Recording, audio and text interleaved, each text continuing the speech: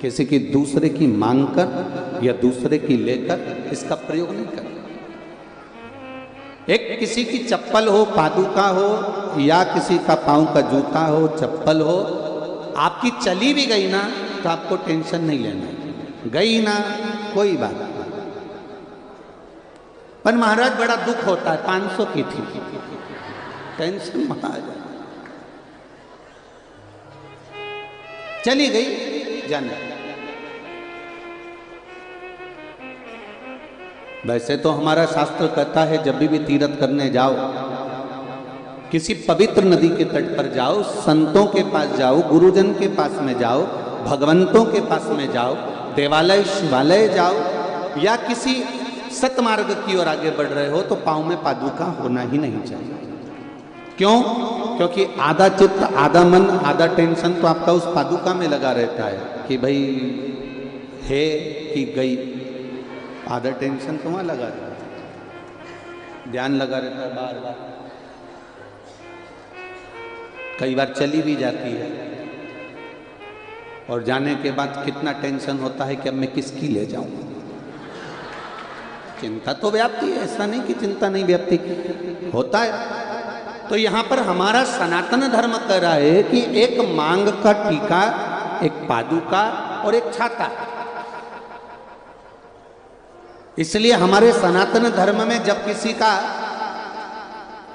मृत्यु हो जाती है या कोई किसी के घर में कोई उद्यापन करता है या कोई बड़ा आयोजन करता है या कोई पूजन कराता है तो उसमें पद की महत्वता होती है। उस पद में दो चीजें बड़ी खास होती है, एक पांव की चप्पल और एक छाता। आपने देखा होगा कि अगर कोई समाप्त भी हो गया, मर भी गया, तो उसके बाद में जो पंडित जी को सामग्री देते हैं उसमें चप्पल, जूता या फिर छाता और वस्त्र, जनेऊ आदि का आदि, गौमुखी, माला, लोटा, गीता जी और ये सभी चीजें प्रदान करी जाती। पर शास्त्र कह रहा है उसका कारण क्या है, क्यों देते हैं ब्राह्मण को कि भैया ये हमने यहाँ तुमने उद्यापन करा है, इसमें ये पद दिया गया है, हमने कपड़े भी दिए हैं, उसमें जूता भी रख दिया, चप्पल भी रख दिया, छाता भी रख दिया। छाता और चप्पल की महत्वता क्यों कही गई? क्योंकि ये दो चीजें ऐसी हैं जिसमें काल समाया होता है। जब हम किसी को ये प्रदान करते हैं तो ये मानकर करते हैं कि हो सकता है हमारे जीवन में कोई दुख हो, तकलीफ हो, कष्ट हो, रोग हो, बीमारी हो, वो इसके दान करने से समाप्त हो जाए। राजा परीक्षित के मस्तक पर सोने का मुकुट आया, वो भी जरासंध का आया और वो जरासंध का मुकुट राजा परीक्षित पहनकर इतने आनंदित हो गए, इतने आनंदित हो गए, उनको लगा ये रतन से जड़ा हुआ है, ये हीरे से जड़ा हुआ है, बड़ा सुंदर है, बड़ा सुंदर है। उनको कितना प्रसन्नता होती है, कितनी प्रसन्नता होती है। कई लोगों को सुंदरता का स्वरूप देखकर, कई लोग अगर ज्यादा सुंदर होते हैं तो दर्पण के सामने लगे होते हैं।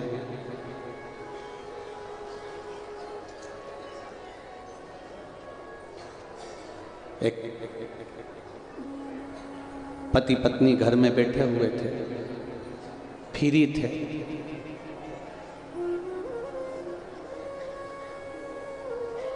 घर में घुस गई बहुत सारी मक्खी, दोनों को टेंशन हो गया, ये मक्खियां कहां से आ गई। कंपटीशन करते हैं कौन कितनी मारता है। दोनों ने कंपटीशन कर, पति ने भी मक्खी मारी, पत्नी ने भी मारी। पति 2 मक्खी मारकर लेके आया और पत्नी के पास आकर बोला मैंने 2 मार दिए। ये स्त्री है, ये पुरुष है।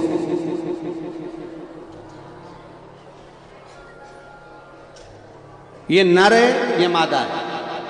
अब पत्नी को गुस्सा आ गया, कैसी मूर्खों जैसी बात करती हो, तुम्हें अक्ल है नहीं कि थोड़ी बहुत भी? क्या मक्खी भी स्त्री और पुरुष होती है? और तुम कैसे पहचाने मक्खी को कि ये स्त्री है, ये पुरुष है? अरे तुझे क्या मालूम, जो मक्खी ये मैं पकड़ के लाया हूं, ये कांच पे बैठी थी, दर्पण पे, और ये ऐसे ही घूम रही थी, तो मैं समझ गया था दर्पण पे चिपकी हुई है मतलब स्त्री ही है पक्का। और ये जो मक्खी है घूम रही है, ये मैं समझ गया ये पुरुष है, इसको समझ। 3 चीजें हमारे यहाँ सब कभी किसी की नहीं है। जम के बोलो, पहला मांग का टीका, दूसरा पाँव की चप्पल और तीसरा छाता। ये 3 चीजें कभी नहीं लेंगे किसी की। अगर आ भी जाए तो उसको वापस कर देना चाहिए। साहब ये आपका आ गया, लेकर जाए, पहुंचा दो उसको। अब राजा ने मुकुट धारण कर लिया, शमीक बाबा के आश्रम में पहुंच गए। ये सब आपने श्रीमद् भागवत कथा में सुना ही है। जल की याचना करी, बहुत प्यास लग रही है, पर जल की याचना करी, शमीक बाबा नेत्र बंद कर कर बैठे हुए थे और इनकी चित्तवृत्ति में आ गया कि ये ढोंग कर रहा है, ये प्रपंच कर रहा है। उसको ये दृष्टि में आया। फिर जल की याचना करी, महाराज हमको प्यास लगी है, पानी दे दीजिए, बहुत प्यास लगी है, थोड़ा जल हमको दे दीजिए, थोड़ा सा जल दे दीजिए। बार बार प्रयास करा गया, बार बार मांगा गया, पर जल नहीं मिला। अंत में क्रोध आया, मरा हुआ सर्प पड़ा था और बाण की नोक पर उठाकर बाबा के गले में डाल दिया। और जैसे ही डाला, डालने के बाद राजा चले गए। सूचना श्रृंगी बाबा को मिल गई और वो श्रृंगी बाबा को जब सूचना मिली तो वो सूचना पाते ही श्रृंगी बाबा को क्रोध आ गया।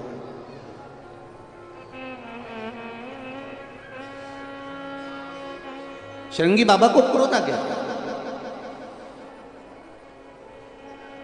पूरी दुनिया का एक ऋषि,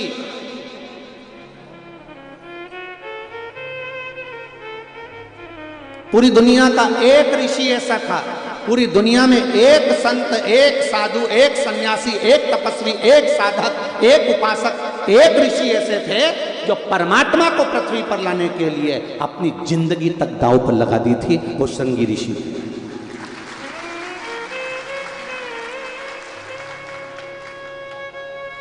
वो श्रृंगी बाबा।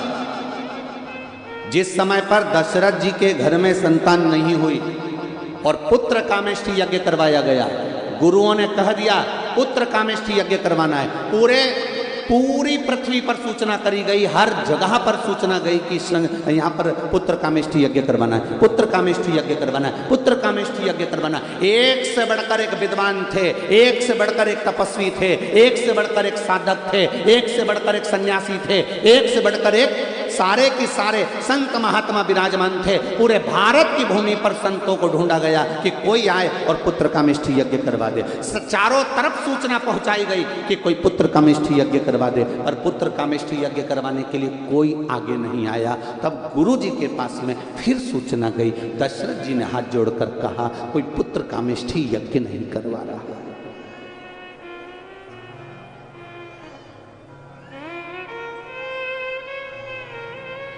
कोई पुत्र कामेष्ठी यज्ञ नहीं करवा रहा है। कारण, क्योंकि यज्ञ, पुत्र कामेष्ठी यज्ञ का एक विधान है कि पुत्र कामेष्ठी यज्ञ जिस भूमि पर होता है उस भूमि पर जो यज्ञ करवाने वाला यज्ञकर्ता होता है, उस यज्ञकर्ता को पूरी जिंदगी उसी जमीन पर रहना पड़ता है। उस भूमि के बाहर वो एक कदम भी नहीं निकाल सकता। तो कोई संत, साधु, सन्यासी, तपस्वी, ऋषि ऐसा नहीं था जो एक जगह पर पूरी जिंदगी निकाल सके। तो उन्होंने सोचा भैया यज्ञ कराने वाला कोई नहीं। तब गुरुजी ने कहा एक हो सकता है। कौन? श्रृंगी को बुलाओ और पुत्र कामेष्ठी यज्ञ करवाओ। श्रृंगी के पास में खबर गई तो श्रृंगी ऋषि ने ध्यान लगाकर देखा कि गुरुजी ने खबर पहुंचाई है पुत्र कामेष्ठी यज्ञ की। गुरुजी मेरा कुछ हित चाहते होंगे, इसलिए यज्ञ करवा रहे होंगे। श्रृंगी बाबा ने तुरंत ध्यान लगाकर देखा कि गुरु की आज्ञा है और पुत्र कामेष्ठी यज्ञ करवाना है। उस परमात्मा को लाने की सामर्थ्यता गुरु में है और गुरु ने मुझको दी है, तो मैं एक भूमि पर पूरी जिंदगी निकाल सकता हूं, परमात्मा को पृथ्वी पर ला सकता हूं। इतने बड़े बड़े संत, वशिष्ठ बाबा जैसे कितने बड़े बड़े गुरु विराजमान थे और बुलाया किनको? श्रृंगी बाबा को, श्रृंगी ऋषि को। कारण केवल इतना सा था कि उन्होंने अपना सर्वस्व देने के लिए तैयार होगा। सर्वस्व, एक संत, एक साधु, एक सन्यासी, तपस्वी, साधक, उपासक और एक जो भगवान का भक्त होता है वो अपना सर्वस्व देने को तैयार हो जाता है, पर उसमें कहीं कामना रह जाती है तो फिर वो सर्वस्वता नहीं दे पाता है। कहीं कामना रह गई, कहीं लोभ रह गई, आसक्ति रह गई, वासना रह गई, तृष्णा रह गई तो नहीं दे पाएगा। महाराज जी एक पत्र बड़ा सुंदर आया,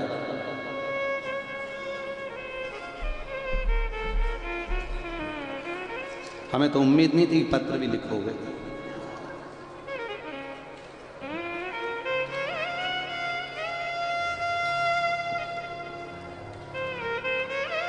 शंभु शरण पड़े घड़ी रे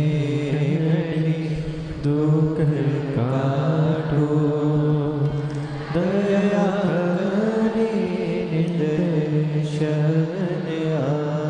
दिव्या केसरवानी, प्रयागराज मुट्ठी गांव से हूं। आप ही ने लिखा है, आपने लिखा है प्रयागराज कभी नहीं भूल पाएगा आदरणीय सतुआ बाबा जी का एहसान। ये पत्र लिखा है। प्रयागराज वासी कई माताओं ने महाराज जी पशुपति व्रत करे हैं केवल इस शिव पुराण को थोड़ा सा सुनने के। सतुआ बाबा जी का एहसान जिंदगी भर प्रयागराज नहीं भूल पाएगा। थैंक यू सो मच बाबा जी, दिल लूट लिया आपने सबका। जो शिव महापुराण ये पत्र, बैठिए बहन बैठिए, शंभू की कृपा है, कहीं आपका पुण्य कहीं। और मेरा निवेदन है, भले मैं मानता हूँ कि गेट लगा है, पर्दा लगा है, आपको हमारा दर्शन नहीं हो रहा होगा, हमको आपका दर्शन नहीं हो रहा होगा, पर एक फिल्म में एक शॉट देखा था बड़ा सुंदर, वो तुझसे मिलने के लिए तेरी कसम एक मुलाकात जरूरी है। महाराज जब हमने उसको देखा तो उसमें बताया था ना वो उसको देखती है ना वो उसको देखता है, फिर भी इतना अटूट प्रेम रहता है कि आखिरी में एक बार तो ट्रेन चलते चलते चलते चलते और दिख ही जाती। तो आपका विश्वास और आपका प्रेम इस व्यासपीठ से कहना चाहूँगा, प्रयागराज की भूमि से, आप कहीं पर भी बैठकर कथा सुन रहे हो, ये विश्वास कहता महादेव का एक बार दर्शन जरूर होगा, निश्चित। ये पक्का है, आपका विश्वास ही नक्की है, आपका विश्वास पक्का है, भरोसा पक्का है। एक पत्र और है, देखिए। अब हाँ, तो यहाँ पत्र लिखने के लिए नहीं मिला होगा तो इसको नहीं कहा, कहीं प्रसाद बट रहा होगा पोहा वगैरह। अब ये तो प्रयागराज का मेला है तो उन्होंने सोचा प्लेट अच्छी है अपनी, झूठी तो नहीं है। हाँ देखिए, ये तो पोया खा लिया, हमें क्या लगता था। मालती यादव, सत्ती चोरा, प्रयागराज से। आप ही हैं? दोनों हाथ हिला दो एक बार। श्री शिवाय नमस्तुभ्यम। मालती यादव, सत्ती चोरा, प्रयागराज से हूँ। गुरुजी, एक लोटा जल का दाना चावल का क्या महत्व है, ये क्या वर्णन करूँ गुरुदेव। मुझे बच्चेदानी में कैंसर हो गया, हमारे घर में सब बहुत परेशान हो गए। तब मेरी बहन की बेटी ने बताया कि शिव महापुराण की कथा आस्था चैनल पर आती है, शिव कथा को सुनो। और मौसी, उस कथा को टीवी के सामने सुन लेना और टीवी के सामने ही भगवान से प्रार्थना करना। गुरुजी, हमने वही करना प्रारंभ करा। आपके बताए अनुसार शिव मंदिर जाते, एक लोटा जल चढ़ाते, बेलपत्री उठाकर लाते, उसको खा लेते, आचमन करते शिव जी के जल का। दूसरी बार जब हम डॉक्टर को दिखाने के लिए हॉस्पिटल गए तो डॉक्टर भी अचंभे में था, मेरा कैंसर ठीक हो गया। ये शिव तत्व है। बैठिए बहन, बैठिए। श्री शिवाय नमस्कार। डॉक्टर भी अचंभे में था कि मेरा कैंसर ठीक हो गया। ये शिव तत्व है, ये शंकर औघड़ी। आप भले 2 दिन की कथा मिली है, 2 दिन का प्रवचन मिला है, 2 दिन का आप शंकर के गुणगान में बैठे हो, इस व्यासपीठ से विश्वास से कहता हूं, जिस कामना से आए हो यहां से खाली नहीं जाओगे, झोली भर कर। जिस कामना से आए, आपका भरोसा बस शिव के प्रति होना चाहिए, दृढ़ होना चाहिए। आदरणीय परम पूज्य 1000 संत श्रोमणी श्री श्री रविशंकर जी महाराज जी के शिष्य आदरणीय ने कहा कि सतुआ बाबा कल के लिए भी और प्लानिंग कर रहे हैं कि कहाँ भरूं तुमको, है तो ऐसा नहीं कि कहीं। और देखो प्रशासन ने कितनी व्यवस्था संभाली है, कितनी व्यवस्था, और ये बाबा की कृपा है। आप लोग पुलिस प्रशासन हो, आदरणीय प्रशासनिक जितने भी सदस्य हो, कितना भाव से आप लोगों को संभाल करके आप लोग आनंद से, और कई लोग ऐसे हैं जो खड़े हुए हैं बस कथा का रस तत्व लेने के लिए। जैसे आदरणीय महाराज जी कह रहे थे कि कल से आपके चेहरे पर बम फटाके फूट रहे हैं, बड़ी खुशियां हैं आपके चेहरे पर, ये तो शिव तक आनंद है और होना चाहिए। तेरे डमरू की धुन सुन के मैं काशी नगरी आई हूँ, तेरे डमरू की धुन सुन के मैं काशी। एक निवेदन, कैमरे से आप लोग थोड़ा दूर रहेंगे, बाकी के सब लोग अपनी जगह पर आनंद लें, मना नहीं, पर कैमरे से, कैमरे के सामने वाला कोई नहीं खड़ा होगा। जय हो।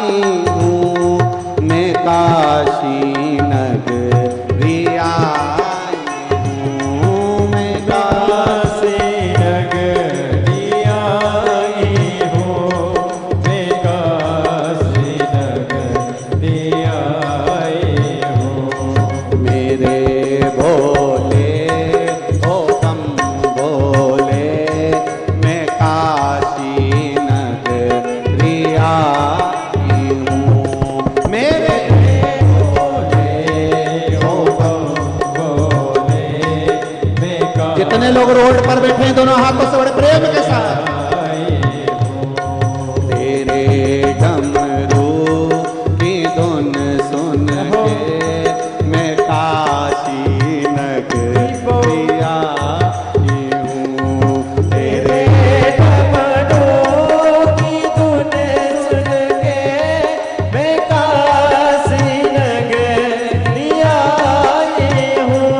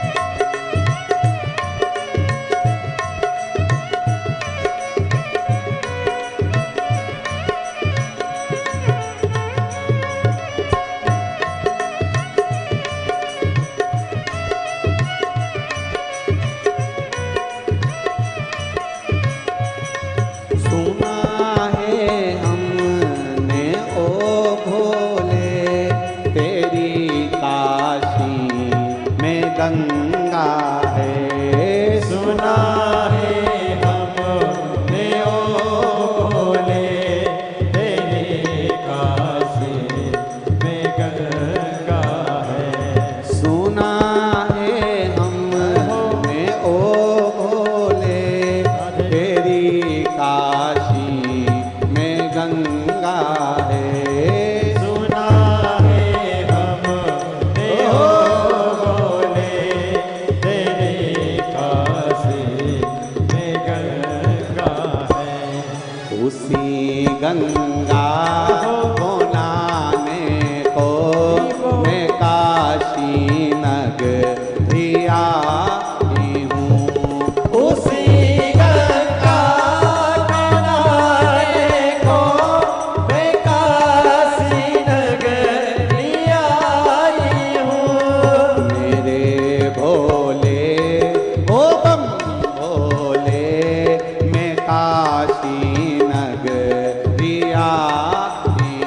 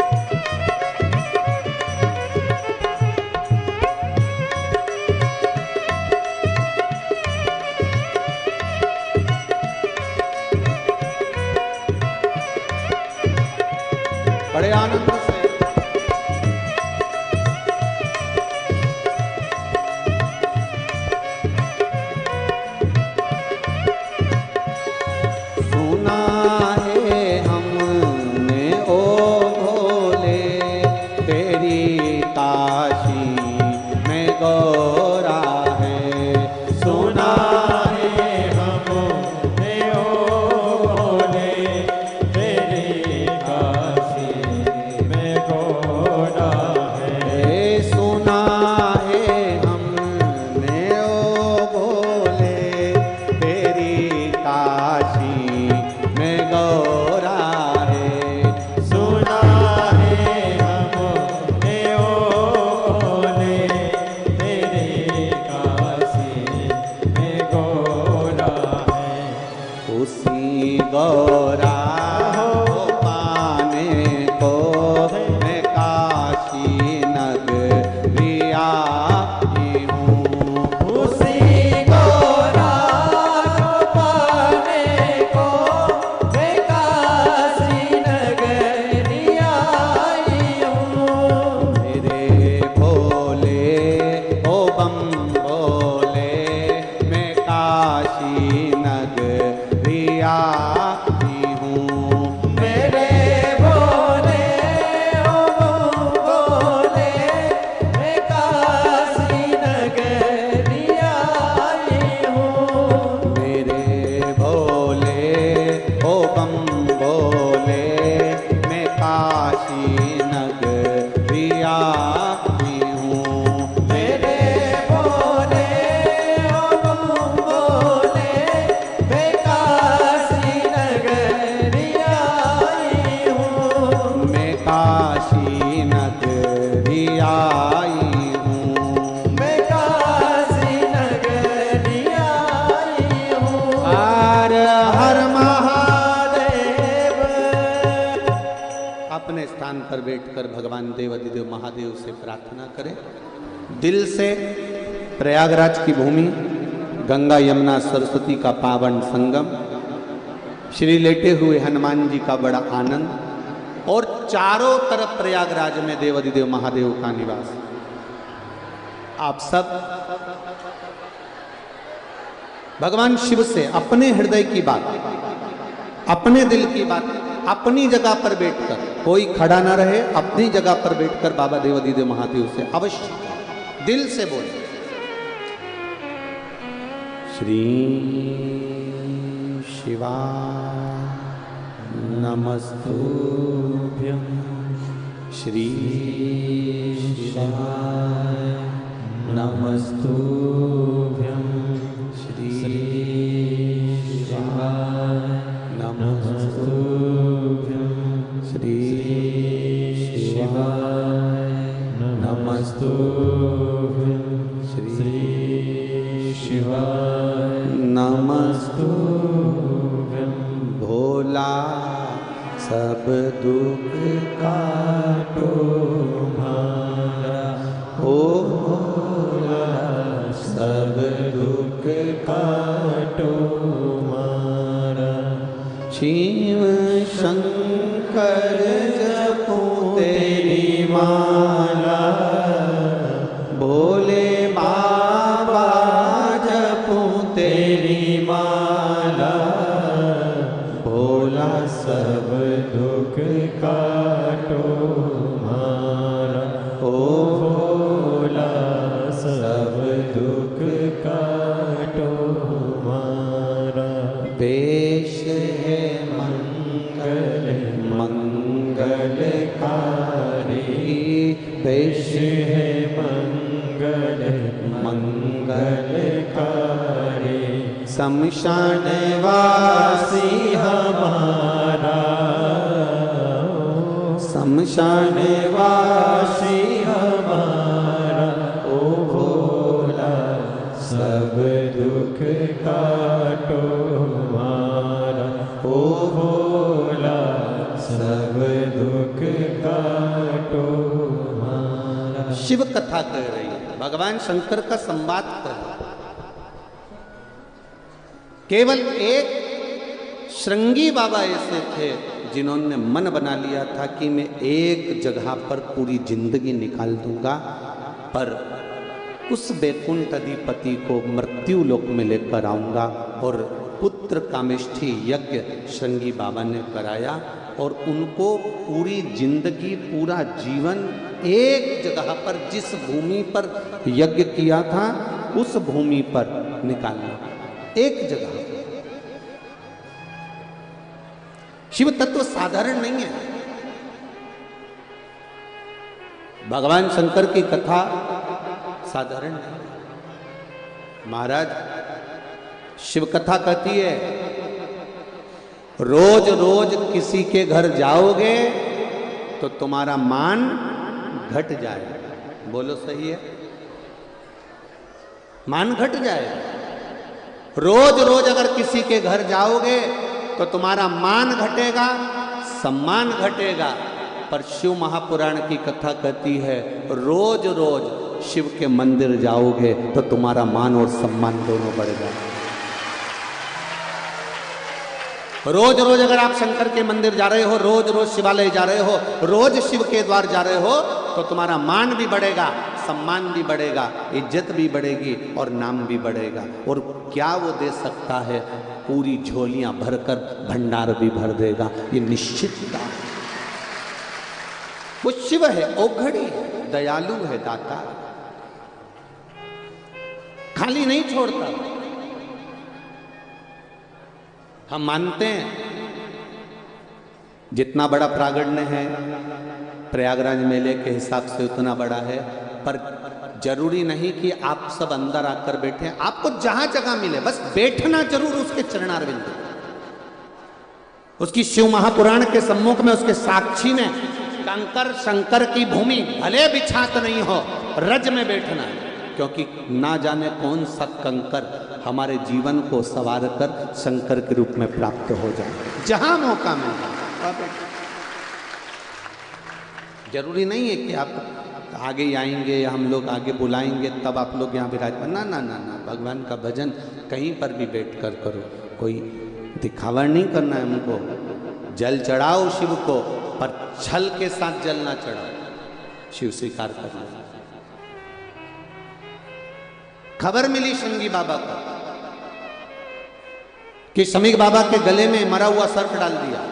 जानकर बड़ा क्रोध आया, और क्रोध आया तो उन्होंने तुरंत श्राप दे दिया, जिस राजा ने मेरे पिता के गले में मरा हुआ सर्प डाला है उसकी मृत्यु आज से 7वें दिन तक्षक नाग के डसे से हो जाए। नाम दिया है तक्षक नाग के डसे से हो जाए। और जिस शिवालय की हम बात कर रहे हैं प्रयागराज की भूमि में, उसका नाम क्या है? तक्षकेश्वर महादेव। जरा ध्यान देना, वो कोई साधारण सा महादेव नहीं है जो प्रयागराज की भूमि पर बैठा है जनमानस का कल्याण करने के लिए।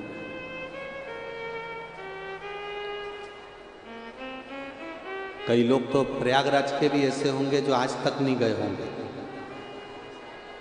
कितने लोग बैठे हैं जो आज तक तक्षकेश्वर नहीं गए?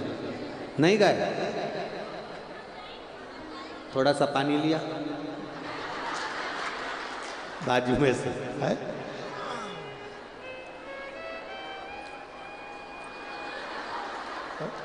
बताओ, प्रयागराज में रह रहे और तक्षकेश्वर महादेव नहीं गए?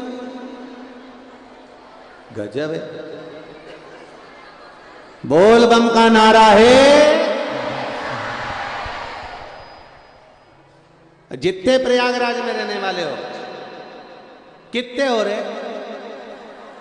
बहुत सारे। धर लो धर लो, बाकी धर धर। जाना चाहिए। तक्षक नाग के डसे से राजा परीक्षित के प्राण छूटना है। तक्षक नाग के डसे से।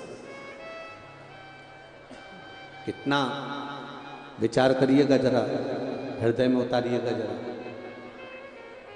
श्रृंगी बाबा घर पहुंचे, शमीक बाबा के गले से सर्प उतारा और कह दिया, पिताजी मैंने उसको श्राप दे दिया, जिसने तुम्हारे गले में मरा हुआ सर्प डाला है मैंने उसको श्राप दिया है कि तक्षक नाग के डसे से उसके प्राण छूटेंगे। और 7 दिन का मौका दिया है। कितने दिन दिए हैं? 7 दिन। और यही 7 दिन हमारी जिंदगी के हैं। रविवार, सोमवार, मंगलवार, बुधवार, गुरुवार, शुक्रवार, शनिवार। यही 7 दिन जिंदगी के मिलते हैं।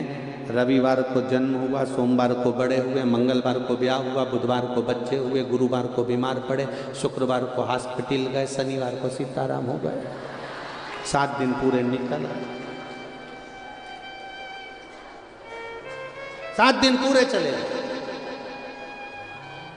अब प्रयागराज वालों को कितने दिन मिले? 2 दिन। और कथा भी कब हो रही है? 4 बजे से 7 बजे तक। अब कितनी किस्मत लेकर आए हो तुम लोग, जरा विचार करिएगा। प्रदोष काल में गंगा जी का तट, यमुना जी का तट, सरस्वती का तट, और 2 दिन मतलब दोनों पार्ट मिल रहे हैं, इधर से दिन का, उधर से रात का, और दोनों मिलकर ये प्रदोष काल में शिव महापुराण का पावन चरित्र श्रवण करने को 2 दिन मिला है।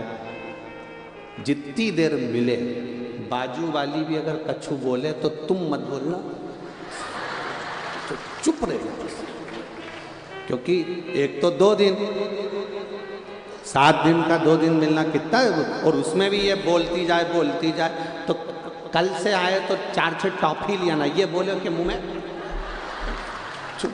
अब कथा सुनो कि मैं 2 दिन मिले हैं, बड़ी मुश्किल से मिले हैं, बड़े आनंद के मिले। और वो तो आदरणीय सतुआ बाबा जी को मैं धन्यवाद दूंगा, बहुत बहुत साधुवाद, जो प्रयागराज वालों के लिए उन्होंने ये 2 दिन बड़े आनंद के निकाल दिए। शिव कृपा, शंकर की करुणा। शिव महापुराण की कथा कहती है, स्कंद पुराण, शिव पुराण, लिंग पुराण में सुंदर तक्षेश्वर महादेव का वर्णन आता है। तक्षक नाग डसेगा। पिता को बड़ा दिल दुखा कि बताओ मेरे बेटे ने गलती कर दी, और उस राजा परीक्षित को, जिसने हमेशा सत्कर्म करा है, अच्छा कार्य किया है, जिसने भजन किया, कीर्तन किया, मंत्र जाप किया, जिसने सब अच्छा काम किया, बस एक ही बुरा काम किया कि उसने मेरे गले में मरा हुआ सर्प डाल दिया। पर मेरे बेटे को नहीं करना था, उसको श्राप नहीं देना था। शमीक बाबा परीक्षित के पास पहुंच गए, तुम 7 दिन में मर जाओगे, केवल 7 दिन है तुम्हारे पास, बचना हो तो बच लो। गुरु के शब्द बड़े अटपटे होते हैं। एक तरफ गुरु कह रहे हैं कि तुम 7 दिन में मर जाओगे, और दूसरी तरफ गुरु कह रहे हैं कि तुम्हें बचना हो तो बच लो। जब मरना ही है तो फिर बचने के लिए रह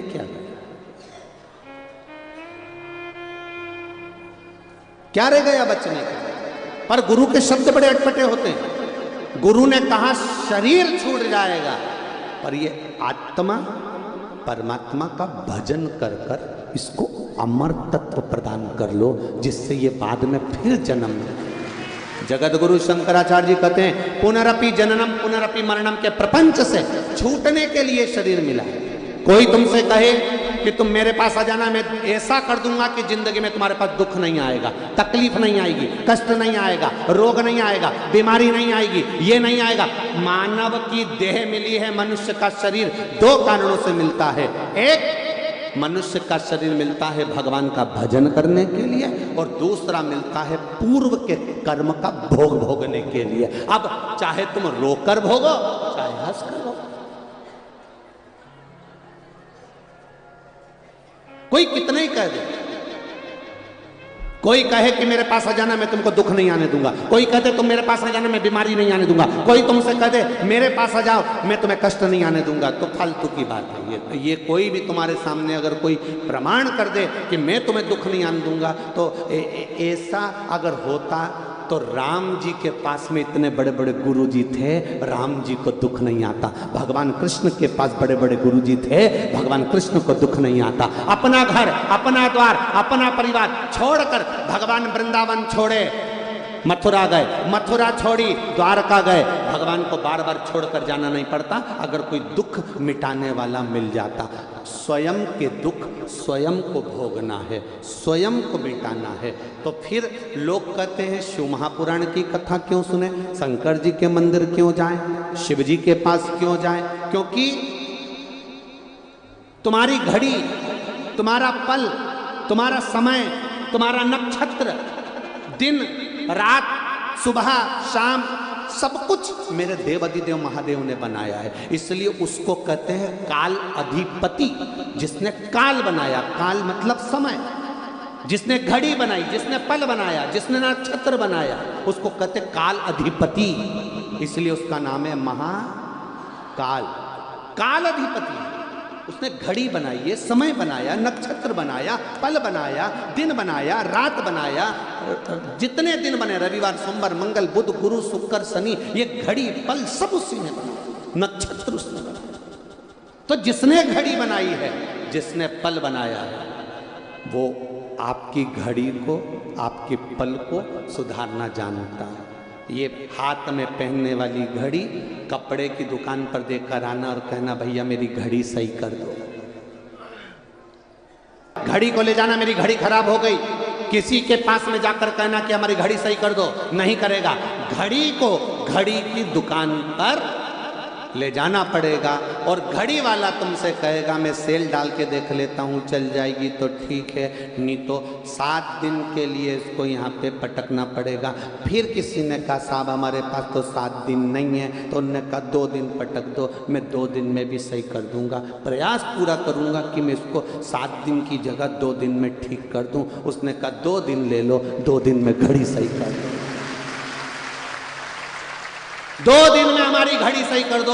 क्यों साहब, मेरे को जाना है, मेरे पास ज़्यादा समय नहीं, मेरे मोहल्ले में शादी है तो मुझे बारात में जाना है, एक ही घड़ी है, अगर 2 होती ना तो चल जाती। तो उन्होंने कहा साहब 2 दिन में सही कर दो। भैया तुम तो मेरे को जानते हो, पहचानते हो, अपने वाले हो, तुम इतना काम नहीं कर सकते? तो उन्होंने कहा ठीक है मैं 2 दिन में सही कर दूंगा। उन्हें ली घड़ी को और घड़ी की पूरी मशीन निकाल के उसके पेट्रोल में डाल दी। तुम देखना इतनी बड़ी कटोरी में कुछ पेट्रोल रहता, पूरी मशीन निकाल के उसमें डाल दी और निकाल के डालने के बाद 2 घंटा 3 घंटा उसको पड़ी रहने दी। पड़ी रहने के बाद उसने दूसरे दिन फिर घड़ी को निकाला और निकाल के उसको ब्रश से घिसा, घिसकने के बाद में फिर उसमें सेल डाला तो वो चल गई। अब उसको समझ में आया तो अपन को भी यही करना है, आज सबको पेट्रोल में डुबो दो, मतलब भक्ति में डूब जा, और डूबने के बाद कल तुमको जब घिसा जाएगा निश्चित है मेरा शिव मिल जाएगा। घड़ी सवर गए, सुधर गए। अब तुमने तुरंत देखी, ओ हो चल गई, चल गई। बस जिस दिन घड़ी को तुमने घड़ी वाले को दिया उस दिन उसने घड़ी चला दी। उसी तरह जिसने ये जीवन दिया उसको तुमने 1 लोटा जल दिया तो उसने तुम्हारी जिंदगी संवार दी। बस इतनी शुक्र। हम भटके ना, कोई कहे मेरे पास आ जाओ मैं भभूति दे दूंगा, कोई कहे मेरे पास आ जाओ मैं बेल दे दूंगा, कोई कहे मेरे पास में आ जाओ मैं ये कर दूंगा। ना ना ना ना, कहीं नहीं जाना, एक जगह वो शमशान में रहने वाला, भस्मी लपेटने वाला, सब में रमने वाला, श्वास में रमण करने वाला, 21,600 श्वास में वही चल रहा है। रोम रोम 3.5 करोड़ रोम छिद्र में वही रम रहा है। वो देव अधिदेव महादेव है, दूसरा कोई नहीं हो सकता, नहीं हो सकता।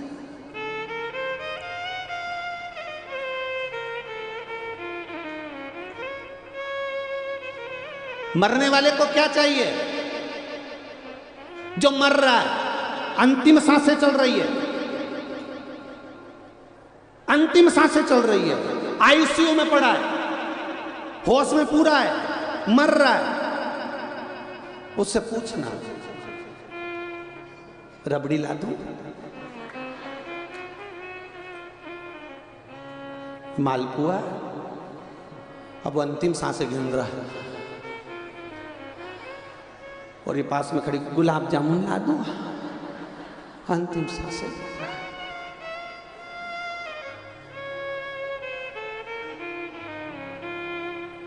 इतने में अगर वो उसको होश आ जाए, थोड़ा बहुत भी बोल जाए, तो एक ही बात कहेगा, एक धर के थप्पड़ दूं, मेरी श्वास वापिस ला दे।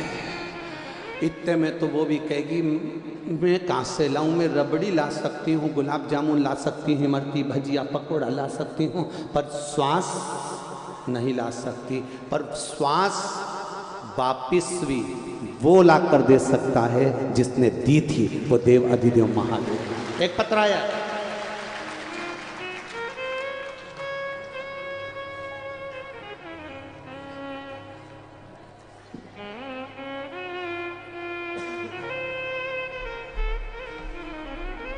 शादी की पत्रिका भी है, 9 फरवरी की शादी है। किसने दी है पत्रिका? आप ही लोगों ने दी है। श्री शिवाय नमस्ते।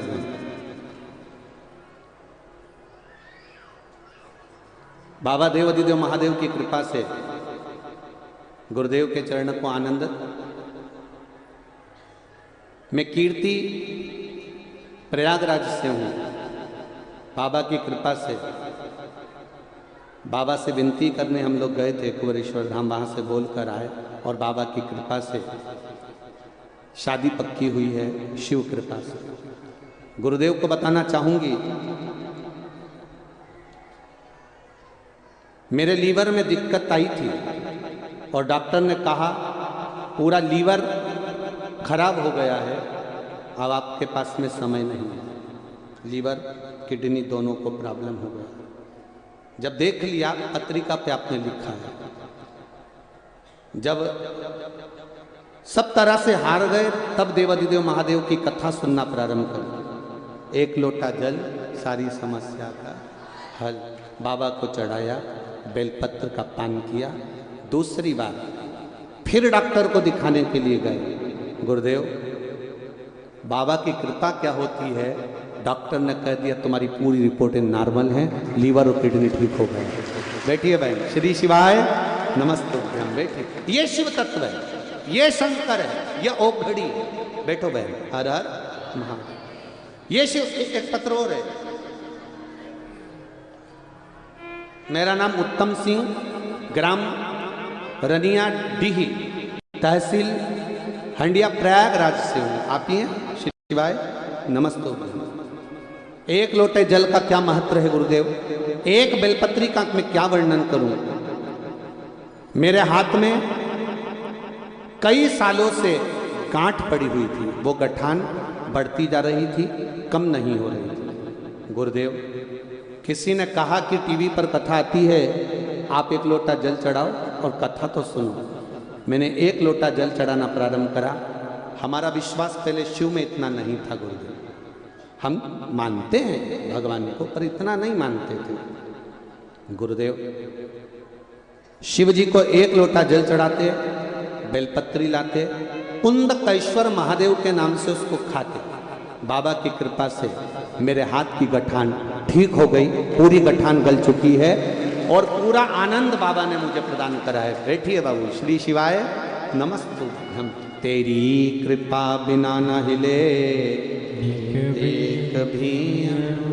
लेते हैं श्वास तेरी कृपा से तनु।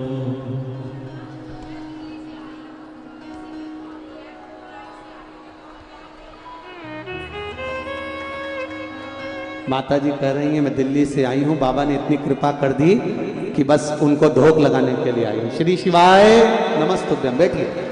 तेरी कृपा बिना न हिले एक भी अणु, लेते हैं श्वास तेरी कृपा से तनु तनु। बखान क्या करूं मैं राखों के ढेर का, चपटी बबूत में खजाना कुबेर का। हे गंगधार मुक्ति द्वार ओमकार तू, भोले ओमकार तू। आयो शरण तिहारी शंभु तार तार तू। ये उसकी कृपा से। इसमें सियोर वाला महाराज ने कुछ नहीं करा और ना सियोर वाला महाराज कुछ कर सकता। दुनिया का दुख मिटाने की गारंटी केवल मेरे देवाधिदेव महादेव के पास है, बाकी के किसी के वो मिटाएगा। दुनिया के एक चोर चोरी करने आया और उसको कुबेर बना देता, वो रावण सोने की लंका लेकर चले जाता है। और कितना भोला मेरा देवाधिदेव महादेव, कितना भोला। रावण ने कह दिया आपकी धर्मपत्नी बड़ी सुंदर है, पार्वती मैया। रावण कह रहा है मैं माता को अपने साथ लंका ले जाना चाहता हूं। ले जा,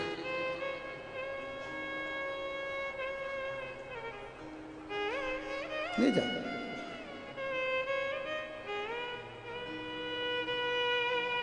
कितनी विचित्र बात है। रावण ने पार्वती जी को पालकी में बिठाया, ले जाने लगा। पार्वती जी शिव जी को देख रही हैं, आपने अपनी अर्धांगिनी को भेज दिया। शिव जी ने कहा तू चिंता मत कर, मुझे तुझ में से एक देवी प्रकट करनी है और वो रावण लेकर जाएगा तभी प्रकट होगा। इतनी सुंदर मां पार्वती लेकर रावण चला। बीच रास्ते में भगवान शंकर ने षडानंद कार्तिकेय को भेज दिया और षडानंद कार्तिकेय बीच रास्ते में जाकर बोले अरे लंकाधिपति। कार्तिकेय ने बड़ा सुंदर स्वरूप बनाया और लंकाधिपति रावण से कहा किसको ले जा रहे हो? रावण कह रहा है दुनिया की सबसे सुंदर नारी को, पार्वती जी को लेकर जा रहा हूं। अच्छा, अरे वो देवाधिदेव महादेव है, अपनी धर्म पत्नी को इतनी जल्दी तेरे को देकर भेज ही नहीं सकता।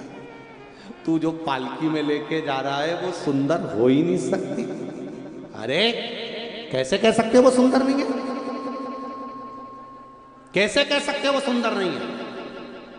लंकाधिपति रावण ने जो पालकी में से वस्त्र हटाया, मां काल रात्रि काली उसी पालकी में बैठी हुई थी। रावण भय खाकर भागा लंका के लिए, तुरंत रावण भय खाकर भागा। पार्वती मैया महाकाली ने पीछे से रावण को पकड़ा और पकड़कर महाकाली ने कहा अब तेरा विनाश का समय आ गया। जब घर की नारी को, स्त्री को, मां को या कोई भी स्त्री को, नारी को, माता को जब कोई गलत दृष्टि से देखना प्रारंभ कर देता है, समझ लो उसका विनाश का समय नजदीक आ गया, अब उसको जाना पड़ता है। जब नारी, जब स्त्री गलत दृष्टि से देखना प्रारंभ कर दिया, समझ लो बस बर्बादी का सिरा सम्मुख में आ गया, अब जाना ही पड़ेगा, नजदीक आ गया। 7 दिन दिए हैं राजा परीक्षित को। राजा परीक्षित कहते हैं कि आप कह रहे हो कि मुझे मरना भी है और कुछ उपाय कर ले, बचना हो तो बच ले। अब बचने के लिए रह का गया है, बचने के लिए क्या रहेगा? क्या कर सकते हैं हम बचने के लिए?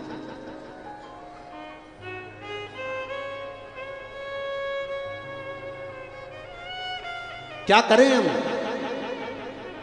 तब राजा परीक्षित ने उसी समय, राजा परीक्षित ने उसी समय अपना पूरा राजपाट अपने बच्चों को दिया और भगवान का भजन करने के लिए बाहर निकल गए। कोई कह रहा है कि यज्ञ करो, कोई कह रहा है अनुष्ठान करो, कोई कह रहा है ये करो, कोई कह रहा है वो करो।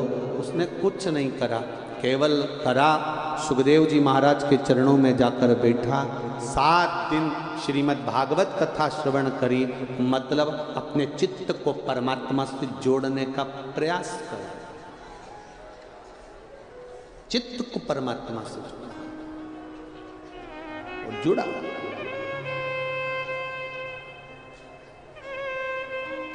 तक्षक नाग आया, डसा था कि नहीं डसा था राजा परीक्षित को? बोलो बोलो, भागवत सुनिए ना। डसा। कांच के महल में राजा को रखा गया, परिंदा भी पर नहीं मार सकता, ऐसी सेफ्टी राजा की करी गई। पर अनार का रस अंदर जा रहा था और गिलास की नीचे जो पेंदी थी उस पेंदी के अंदर चिपक कर गया। पहले जो गिलास होते थे उन गिलास में नीचे से किनोर होती थी, आजकल तो एकदम फ्लैट होते हैं, पर नीचे किनोर होती थी, उस किनोर के अंदर फंस कर चकनाक गया, उसके अंदर फंस कर। और नाग ने जैसे ही राजा को देखा और नाग ने डस लिया। राजा परीक्षित सर्प को देख रहा है, सर्प परीक्षित को देख रहा है, दोनों एक दूसरे को देख रहे हैं। मरने से पहले किए गए कर्म की पूरी फिल्म दिखाई जाती है। मृत्यु के पहले तुम्हें देखना पड़ेगा तुमने क्या करा। माता के गर्भ से जन्म लेने के बाद आंख खोलते ही मरते समय तक तुमने कौन कौन सा कर्म करा वो तुम्हें दिखाया जाएगा। इसलिए बार बार आपको भजन में कहा जाता है, मत बुरे कर्म कर बंदे वरना पछताएगा, भगवान की आंखों से तू बच नहीं पाएगा, तू बच नहीं पाएगा। अरे ओ अज्ञानी मत कर नादानी, तेरे कर्म का फल भी तू ही पाएगा, जैसा किया तूने तेरे आगे आएगा। मत बुरे कर्म कर बंदे वरना पछताएगा, भगवान की आंखों से तू बच नहीं पाएगा, तू बच नहीं पाएगा। आप दुनिया के सामने छल कर सकते हो, आप दुनिया के सामने कपट कर सकते हो, आप दुनिया के सामने बेईमानी कर सकते हो, आप कितना भी कैसा भी छल बेईमानी कपट प्रपंच कर रहे हो दुनिया के सामने कर सकते हो, और उसके सामने नहीं।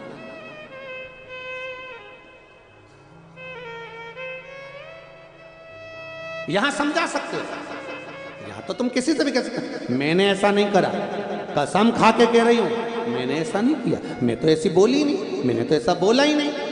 बोलने के बाद भी हम कसम खा सकते हैं, सौगंध खा सकते हैं, खड़े हो सकते हैं, अदालत में जाकर पैसा देकर भी हम सब कुछ सुधार सकते हैं, पर यहां सब कुछ सुधार सकते हो, सब कुछ बोल सकते हो। यहां तुम बोलते हो, तुम्हारा धन बोलता है, तुम्हारा वैभव बोलता है, तुम्हारी सत्ता बोलती है, और वहां तुम्हारा पुण्य बोलता है कि तुमने क्या पुण्य करा। यहां तुम्हारा वैभव बोलेगा, यहां तुम्हारी सत्ता बोलेगी, यहां तुम्हारा धन बोलेगा, यहां तुम्हारी पूंजी बोलेगी, यहां तुम्हारा वैभव बोलेगा, और वहां तुम्हारा पुण्य बोलेगा। वहां जवाब देने के लिए तुमसे पूछा ही नहीं जाएगा, तुम तो बस पहुंचे, खड़े हुए और उसने बोलना चालू कर बस। अब तुम कहो भी साहब मेरे को बैकुंठ जाना, तो ऊपर वाला भी कह देगा क्या करा था तूने जो बैकुंठ जाना, क्या करा था बैकुंठ जाना। मैंने प्रयागराज का जो मेला होता है माघ महीने का, मैं उसमें गई थी त्रिवेणी नहाने। अच्छा अभी रुक, उन्होंने तुरंत टीवी चालू करी और तुमको दिखा दिया, अब देख ले तू त्रिवेणी नहा रही है, देख ले तू अच्छे से। इतने में वो मुस्कुरा के बोली तुम देख लो नारी की नहीं नारी, ठीक है नहाए, अच्छे से देख लो नहाई की नहीं, देख लिया। भगवान अब मुझे बैकुंठ भेजो, भगवान ने कहा नरक जाएगी, नरक काय को बैकुंठ जाएगी, अभी तो दिखाया मैंने कि मैंने त्रिवेणी नहाई और तुम कह रहे हो नरक जाएगी। इतने में यमराज ने कहा तू नहाई कि नहीं नहाई, हाँ नहाई, तो फिर मेरे को बैकुंठ भेजो। यमराज बोले तू नरक जाएगी तो बैकुंठ जा ही नहीं सकती, पक्का है बिल्कुल एकदम 100%।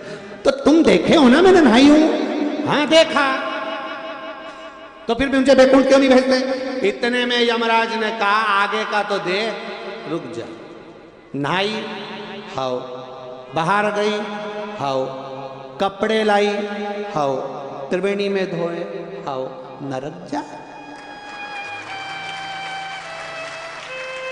जा। अब बोलो तेरा क्या होगा रे कालिया।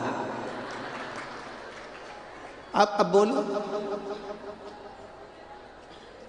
थोड़ा सा पानी उस त्रिवेणी में से बाहर ले जाती, धोती, पटक देती वहां पानी को ऊपर ही, परंतु तूने वही कपड़े को वही और उसी में निचोड़ रही, उसी में, और तिलक मिलक लगा के छोटी मोटी कर ली वहीं बैठ के, और बाल महाल सब ऊंच के, और सारा टूटा हुआ बाल वहीं पटक के, और कह रही गंगा मैया मुझ पे कृपा करना। गंगा बोली अगली बार आ तू, आना मेरे मोहल्ले में दूसरी बार, आ तू प्रयागराज, तेरे से निपटूंगी बाद में। जो घर गई, घर जाने के बाद फिर अगले साल प्रयाग का मेला आया। मेरे को प्रयागराज जाना है, पर मेरी हापड़ी चल रही है। इतने में तो तुरंत पति ने करेंद एक बार नहाया ही ना, गंगा जी ने कहा अब मत आना, तू अच्छे से आती ना तो ऊपर वाला भी कहेगा अब जा स्वर्ग की नरक, अब तुम कहाँ जाओगे।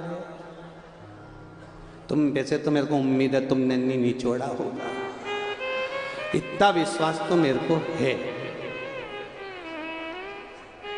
कहीं नल लगाए होंगे ना, प्रशासन ने नल लगाए, अपना स्नान करने के बाद कपड़ा नल पर जाकर धो, पर मेरी गंगा और यमुना और सरस्वती में मत धो, स्वच्छ है, साफ रखो। ये वो पवित्र माँ है जिसकी पवित्रता का आज भी आनंद है महाराज। ये पवित्र माँ,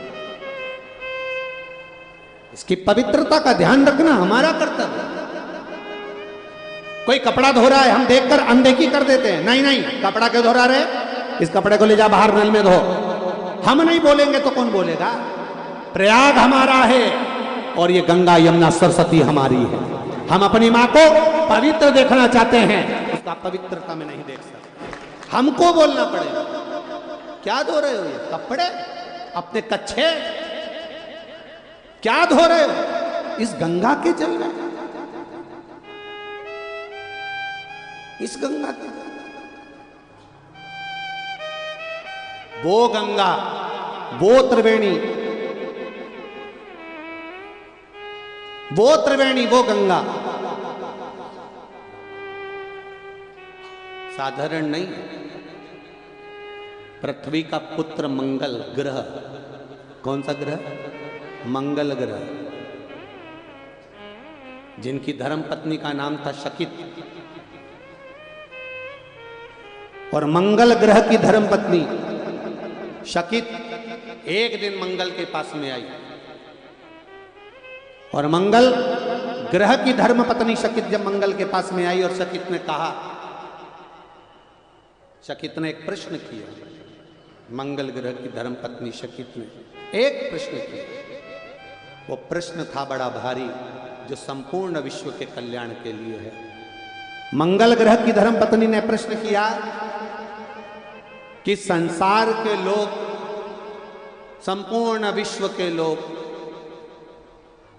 वो कौन सा स्थान है जिस स्थान पर पूरा विश्व का व्यक्ति अगर एक बार चले जाए, बस केवल पांव रख दे और उसके संपूर्ण पाप नष्ट हो जाएं, और उसको बैकुंठ धाम नहीं, गौलोक धाम, गौलोक धाम मतलब जहां भगवान कृष्ण राधा जी के साथ में आज भी रास करते हैं, उस रास मंडली में को राधा के साथ में हम भी खड़े होकर कृष्ण के साथ रास करें, ऐसी पवित्र वो भूमि कौन सी है,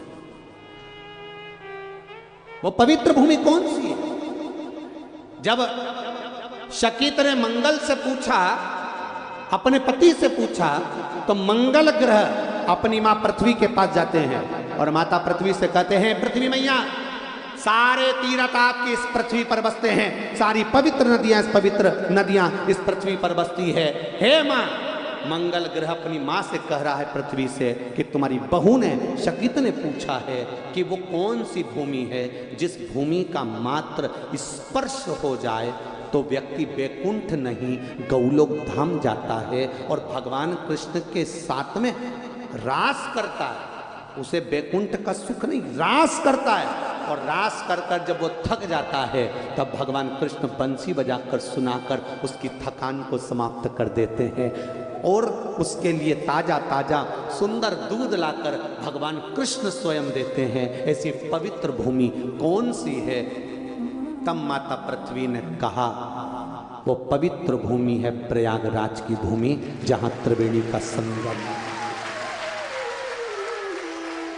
वो पवित्र भूमि है प्रयागराज की भूमि, जहां पर व्यक्ति स्नान करे ना करे, गंगा यमुना सरस्वती में नहाए ना नहाए, कहीं जाए ना जाए, पर उस प्रयागराज की भूमि में मात्र उसका स्पर्श, मात्र उसकी रज, मात्र उसकी धूल, अगर प्रयागराज की भूमि की धूल पृथ्वी मां अपने पुत्र मंगल को कह रही है कि तुम शकीत को, अपनी पत्नी को जाकर कहना कि प्रयागराज की मात्र धूल भी शरीर से लग जाती है तो गौलोक धाम मिल जाता है। ये वो प्रयागराज की भूमि जिसका वर्णन तुलसीदास जी ने अपनी रामचरितमानस में भी करा कि त्रिवेणी के संगम पर संत बैठकर साधु चर्चा कर रहे हैं, सत्संग कर रहे हैं, आनंद कर रहे हैं। क्यों तुलसीदास जी लिख रहे हैं? क्योंकि ये भूमि साधारण नहीं है। वहां ये नहीं कहा कि त्रिवेणी का स्नान कर रहे हैं, वहां कहा त्रिवेणी के घाट पर बैठकर हरि चर्चा कर रहे हैं, सत्संग कर रहे हैं, भजन कर रहे हैं, कीर्तन कर रहे हैं। क्योंकि बैठकर, वहां शब्द लिखा है बैठकर हरि चर्चा कर रहे हैं। इतने इतने ऋषि वहां बैठते, संगम करते, बैठते। बैठने का मत, अभी आपको कहा था कि जहां मौका मिल जाए, रोड पर जगह है तो रोड पर बैठ जाओ, रोड पर जगह है तो रोड पर बैठ जाओ, जहां जगह मिल जाए वहां बैठो, थोड़ी देर रमण करो, शिव कथा का स्मरण करो। ये प्रयागराज की धरा है, जिस धरा पर आकर हमें गलत कार्य नहीं करना। कई लोग तो यहां एंजॉय करने आते हैं, मेला देखने आए हैं, एंजॉय करने आए हैं, कुरकुरे का पैकेट लाए, फाड़ा, खाया, पटक दिया, खाया, पैकेट पटक दिया, जमीन पर जा रहे, जाते जाते भी मुंह में गुटखा भरा, पिचकारी मार, दूसरा व्यक्ति आया, लांग कर गया, लांग कर गया। कितना गरुड़ पुराण में कहा गया है, गरुड़ पुराण जरा जरा ध्यान से सुनोगे तो मालूम पड़ेगा कि किसी पवित्र भूमि पर केवल थूकने का भी कितना दोष है। ये गरुड़ पुराण कहती है कि केवल थूक भी दिया और वहाँ से संत साधु सन्यासी तपस्वी साधक भगत निकल रहे हैं, तुम्हारा थूक पड़ा हुआ है, उसको लांग रहे हैं, तो जरा विचार करिएगा कि कितना भोगना पड़ता है केवल वह थूक देने पर गलत। जरा विचार करिए।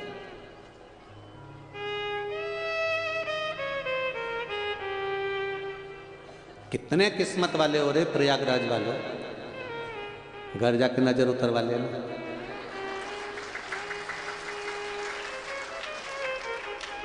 नजर ना लग जाए आपको। त्रिवेणी का संगम, रज,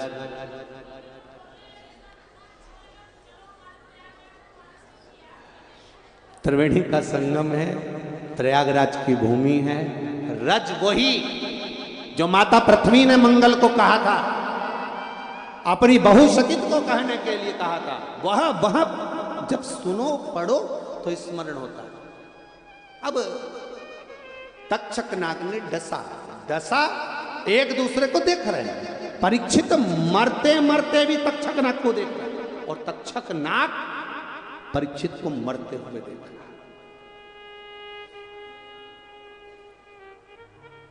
दोनों एक दूसरे को देख रहे हैं।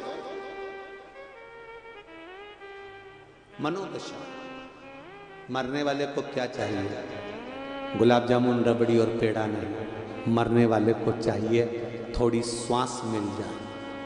परीक्षित मर रहा है, प्राण छूट रहे हैं परीक्षित के।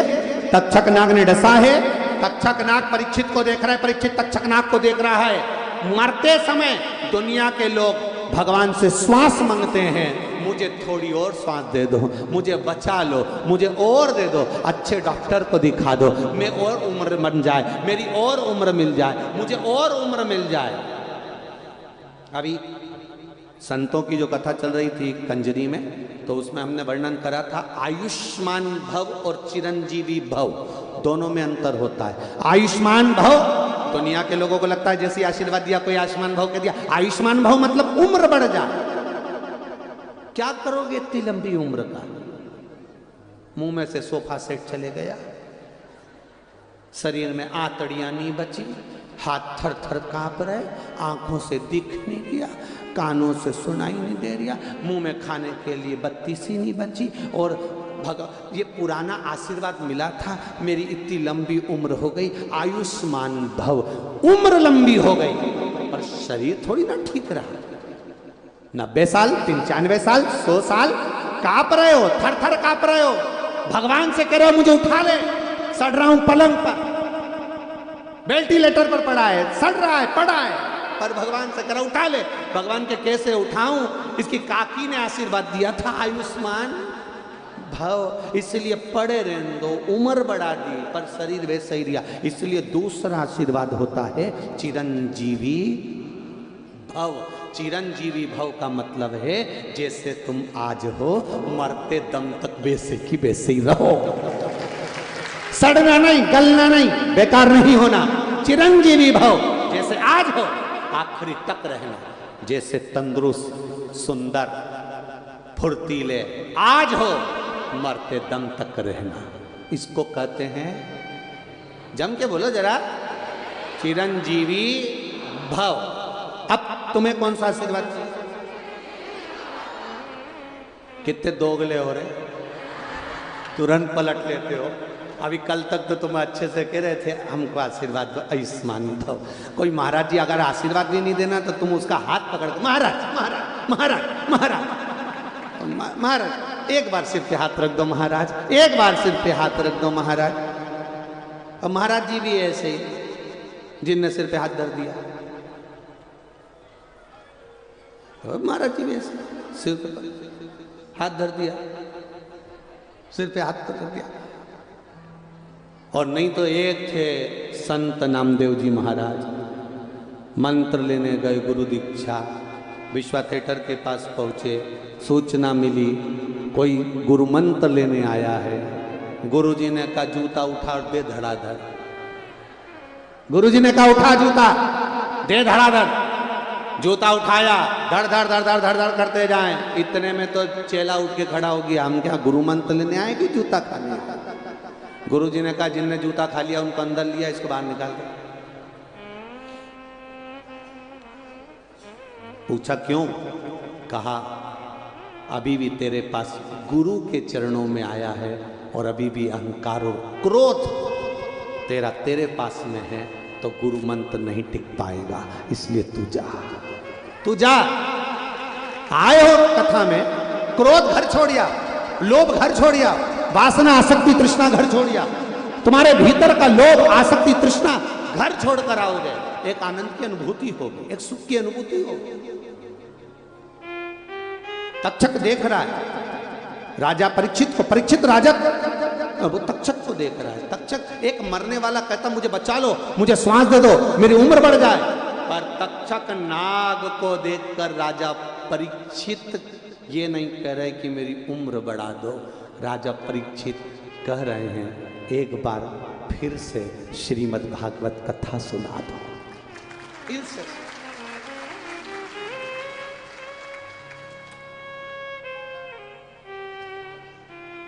बस वो मुझे मिल वो कहा ना, भोलेनाथ सुना दो ऐसी कथा जिसे सुनकर मैं भी अमर हो लूं। जिसे सुना था मीरा बाई ने, जिसे सुना था कर्मा बाई ने, भोलेनाथ सुना दो ऐसी कथा जिसे सुन कर मैं भी अमर हो भोलेनाथ सुना ऐसी कथा। कोई नहीं खड़ा होगा, बैठ जाओ।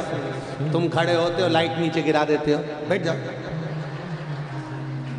जिसे सुन कर मैं भी अमर। हाँ बैठे बैठे बजा लो भोलेनाथ। फिर खड़े होगा, लाइट गिर जाएगी, बैठ जाओ। ऐसी कथा जिसे सुन कर मैं भी अमर हो भोलेनाथ सुना दो ऐसी कथा जिसे सुन कर मैं भी अमर हो लूं। भोलेनाथ सुना दो ऐसी। लाइट से दूर रहेंगे सब लोग, ध्यान रखें। मैं भी अमर हो लूं। जिसे सुन कर मैं भी अमर हो लूं। जिसे सुन कर मैं भी अमर हो लूं। ओ जिसे सुन कर मैं भी अमर हो लूं। जिसे सुन कर मैं भी अमर हो लूं। ओ भोलेनाथ सुना दो ऐसी कथा जिसे सुन कर मैं भी अमर हो लूं। भोलेनाथ सुना दो ऐसी कथा जिसे सुन कर मैं भी अमर हो। जय हो।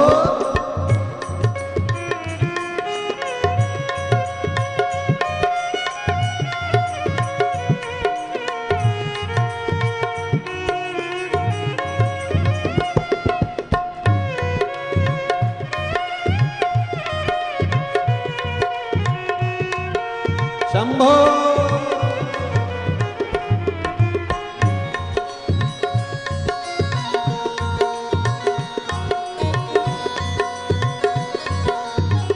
दीपो रहो राधे।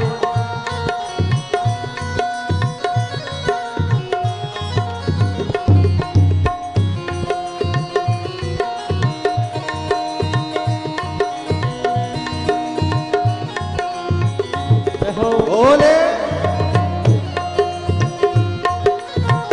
दीपो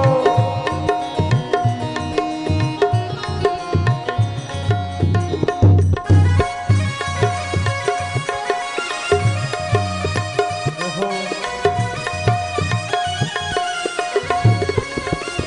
ओहो।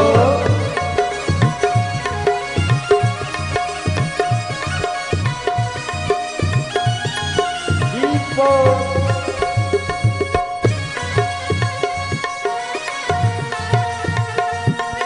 रहो राधे।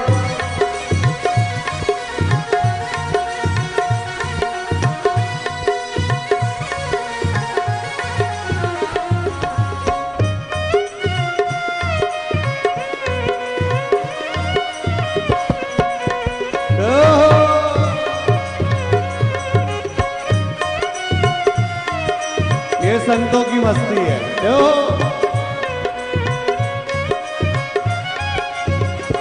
जिस कथा को सुना था मीरा ने, जिस कथा को सुना था मीरा ने। जिस कथा को सुना था कर्मा ने। जिस कथा को सुना था कर्मा ने। जिस कथा को सुना था मीरा ने। जिस कथा को सुना था मीरा ने। जिस कथा को सुना था कर्मा ने। जिस कथा को सुना था कर्मा ने। भोलेनाथ सुना ऐसी कथा जिसे सुनकर मैं भी अमर हो लूं। भोलेनाथ सुना दो ऐसी कथा जिसे सुन कर मैं भी अमर हो लूं। जिसे सुनकर मैं भी अमर हो लूं। जिसे सुन कर मैं भी अमर हो लूं। जिसे सुनकर कर मैं भी अमर हो लूं, जिसे सुन कर मैं भी अमर हो लूं। भोलेनाथ सुना दो ऐसी कथा, जिसे सुनकर मैं भी अमर हो लूं। भोलेनाथ सुना दो ऐसी कथा, जिसे सुन कर मैं भी अमर हो। जय हो।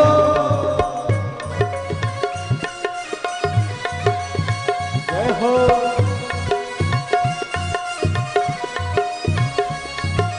राधे।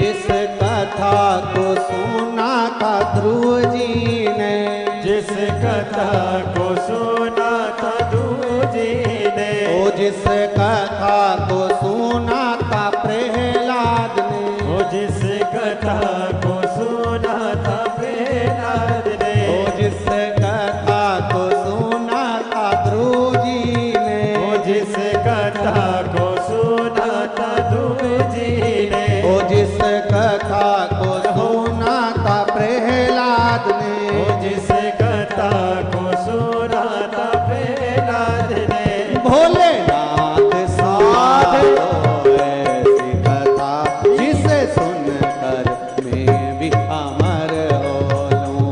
भोलेनाथ सुना दो ऐसी कथा, जिसे सुनकर मैं भी अमर हो लूं। ओ भोलेनाथ सुना दो ऐसी कथा, जिसे सुनकर मैं भी अमर हो लूं।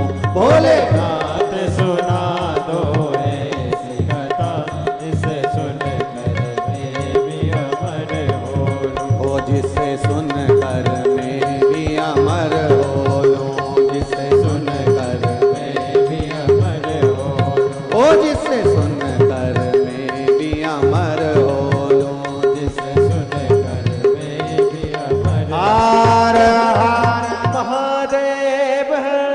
अपने स्थान पर बैठकर बाबा देवाधिदेव महादेव से प्रार्थना भाव के साथ त्रिवेणी का संगम, सुंदर प्रयागराज की भूमि, रज पवित्र, जहाँ बैठकर आप भगवान देवाधिदेव महादेव से अपने हृदय की बात, अपने दिल की बात बाबा देवाधिदेव महादेव से कही। भाव से, हृदय से देवाधिदेव महादेव से प्रार्थना। श्री शिवाय नमस्तुभ्यं, श्री शिवाय नमस्तुभ्यं, श्री शिवाय नमस्तुभ्यं, श्री शिवाय नमस्तुभ्यं, श्री शिवाय नमस्तुभ्यं। भोला सब दुख काटो मारा, ओ भोला सब दुख काटो मारा। शिव शंकर जपूं तेरी माला, भोले बाबा जपूं तेरी माला। भोला सब दुख काटो मारा, ओ भोला सब दुख काटो मारा। वेश है मंगल मंगलकारी, वेश है मंगल मंगलकारी। शमशान वासी हमारा, शमशान वासी हमारा। भोला सब दुख काटो मारा, ओ भोला सब दुख काटो मारा। भगवान शिव की कथा करें, औगड़ी की कथा करें। तक्षक नाग पुनः डसने के बाद एक बार फिर से राजा परीक्षित को तक्षक नाग नमन कर रहा है, प्रणाम कर रहा है कि गजब है कि तूने मांगा तो मांगा क्या कि एक बार फिर पुनः हरि चर्चा, प्रभु की चर्चा, राम नाम, कृष्ण नाम, शिव नाम पुनः फिर चर्चा हो जाए, शिव भगवान की चर्चा फिर पुनः हो जाए, राम नाम, कृष्ण नाम की चर्चा फिर पुनः हो जाए। मिले प्रयागराज की इस धारा से आप लोग जब घर जाएं, बोल कर जाना, जहां बैठकर कथा सुन रहे हो वहां पर भगवान से प्रार्थना कर कर जाना कि बाबा एक बार 2 दिन की शिव पुराण नहीं, बाबा ऐसी कृपा करना कि बार बार शिव पुराण होती है, बार बार शिव पुराण होती है। और जितनी बार सतुआ बाबा ये प्रयागराज के मेले में आए, उतनी बार शिव पुराण लाए।